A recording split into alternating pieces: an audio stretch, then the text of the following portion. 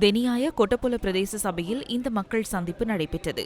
இதன்போது தெனியாவில் உள்ள பெருந்தோட்ட மக்கள் எதிர்நோக்கும் பல்வேறு பிரச்சினைகள் தொடர்பில் கலந்துரையாடப்பட்டன. இவ்வளவு காலமும் மலையகத்திலே கைவிடப்பட்ட பிரதேசமாக அந்த டெனியாய பிரதேசம் காணப்பட்டிருந்தது.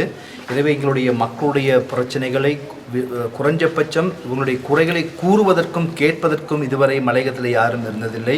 இன்றைய தினம் இந்த கலந்துரையாடலே விசேடமாக மலையகத்துக்கு பொதுவான பிரச்சனைகள் காணப்படுகின்றார்கள். அதே வேளையிலே இங்குள்ள மக்களுக்கு முகம் கொடுக்கிற பல்வேறுபட்ட பிரச்சனைகள் காணப்பட்டது. இது தொடர்பாக நாங்கள் கலந்துரையாடுகிறோம். நிச்சயமாக எங்களுடைய அமைச்சினூடாக இந்த மக்களுடைய அந்த பிரச்சனைகளின் தீர்வினை நாங்கள் பெற்றுக்கொள்வதற்கு நடவடிக்கை எடுப்போம். அது மட்டுமல்லாது மலையக வீட்டு திட்டம் தொடர்பாகவும் இங்கே கலந்துரையாடப்பட்டது.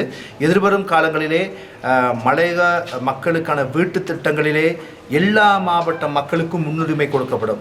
எந்த மக்களுக்கு தேவை இருக்கிறதோ அந்த மக்களுக்கு அந்த வீடு போய் சேருவதை எமது அமைச்சும் எமது அரசாங்கம் உதவி செய்யும்.